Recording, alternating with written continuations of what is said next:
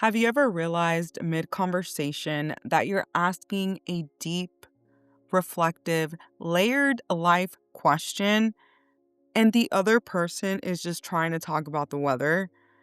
Yeah, that's been one of my biggest lessons this season. Hello, and welcome to Impossible is Just an Opinion.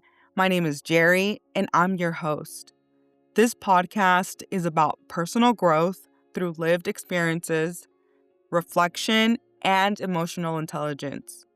The kind of growth that doesn't happen after life settles down, but while it's still happening. Before we begin, if season 1 has resonated with you in any way, make sure to subscribe because what comes next builds directly on what we've been uncovering together. This is the final episode of season 1, The Shift. And this episode is called The Journey. This season wasn't planned perfectly. It unfolded. Each episode built on the last. Awareness turning into reflection. Reflection turning into discernment. Discernment turning into alignment. That's what the shift really was. Not one moment, but a gradual change in how I listen, how I respond, and how I move through my life. And last night, everything reflected back to me with clarity. The day started early, earlier than I wanted, earlier than felt easy. But it mattered. It was my son's 5th birthday party, and from the moment I got up, I wasn't aiming for perfection. I was aiming for presence. Getting things ready, managing the chaos, moving through noise and responsibility the way you do when life doesn't slow down. You just learn how to move with it. And almost immediately, I realized something important. I wasn't doing it alone. My brothers were there, my mom was there, my family was there, quietly showing up, looking out for me, looking out for my kids. And I paused and felt deeply grateful, not because I need rescuing, but because support rooted in love is something to honor. The party moved quickly, like life always does, kids running, music playing, laughter everywhere. My best friend called me. I wasn't sure if she was going to make it. And when my phone lit up and I saw her name, something shifted in me. My heart felt full. Not because of timing, not because the party needed anything else, but because presence matters. She said she was close. And after that, everything slowed down. I stopped managing, I stopped thinking ahead. I was there. I was dancing, I was laughing, I was observing. I lived in the moment. At some point, she handed me a gift and asked me to open it. A necklace, 3 words. I am enough. And I broke down. Not because I don't know my worth, not because I need validation, but because there are seasons when you carry things quietly, you keep going, you don't always say out loud what you're holding. Lately, I've been processing the reality of losing someone who was very close in proximity to my kids, to my family, to my everyday life. Someone I could count on. There is sadness in that. There is grief in that. And at the same time, something else exists right alongside it: pride, gratitude, honor. I felt honored to have been part of their journey, grateful that I get to witness their growth and their success, proud of the courage it takes to step into a new chapter, even when it's uncertain. Those feelings coexist. Missing someone deeply doesn't cancel out wanting them to live fully. Later, my best friend's husband spoke. He's not someone who talks a lot. He's observant, measured, the kind of person who watches quietly and remembers. And when he spoke, it didn't feel like him talking to me. It felt like the universe was speaking through him.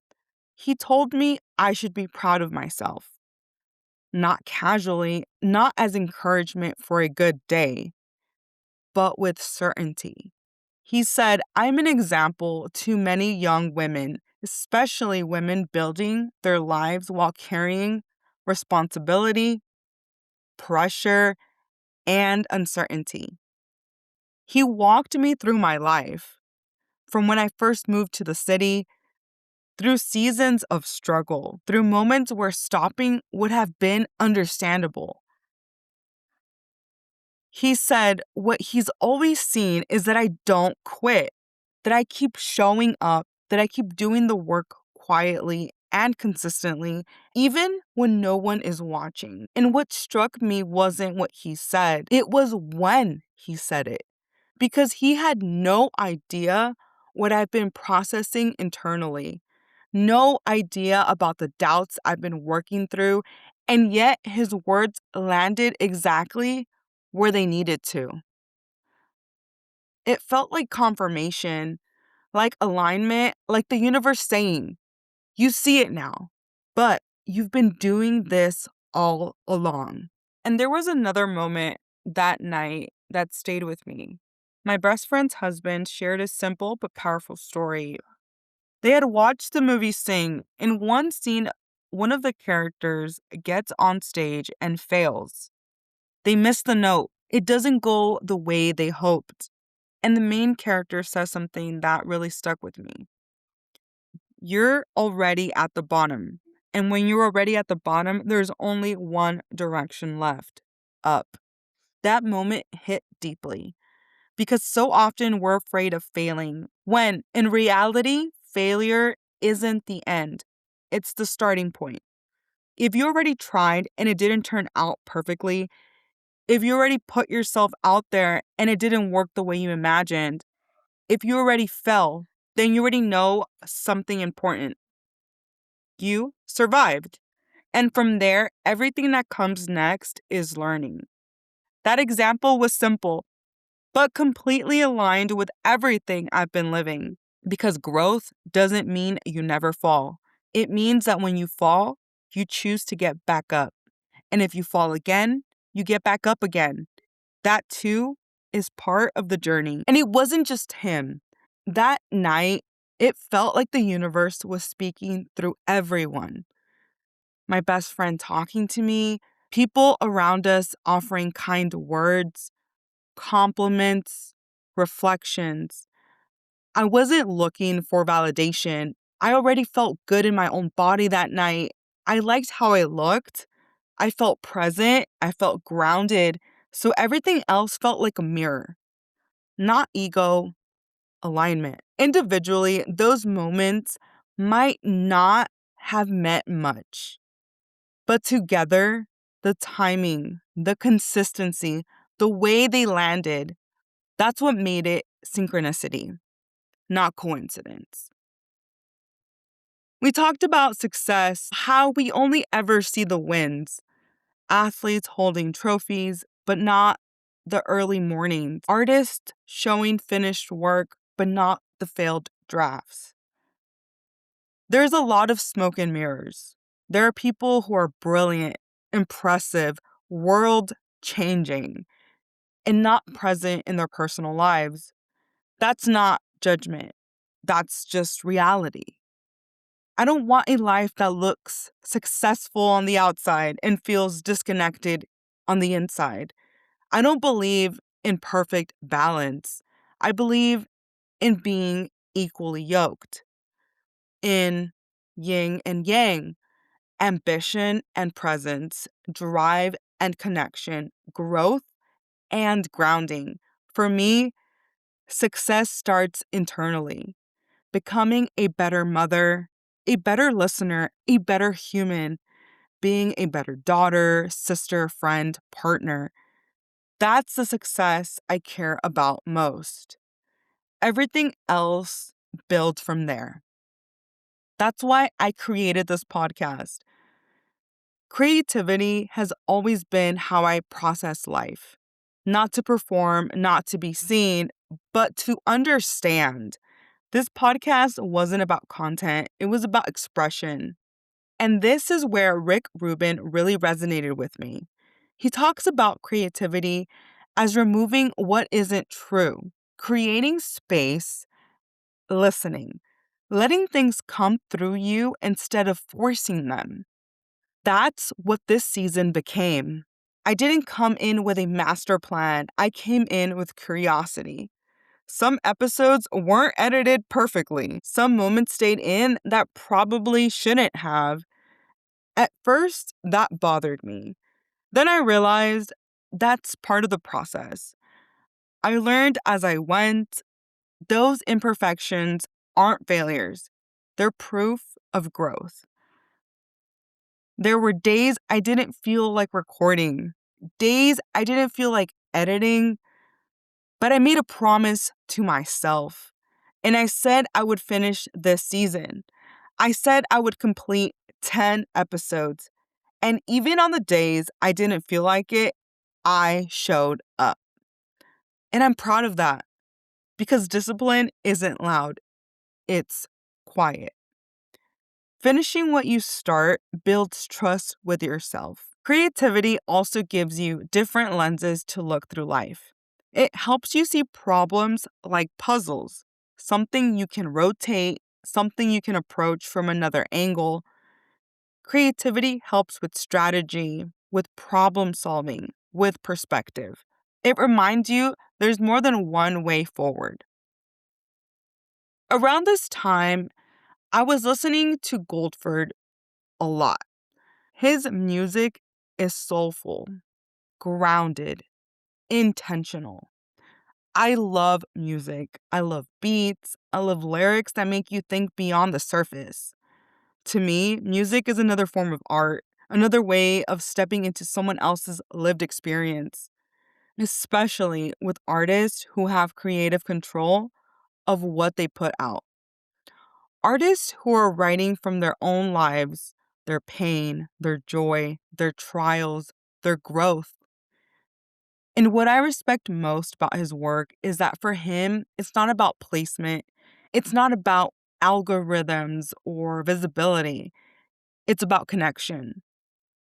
He once said, "This is how I sort through my shit.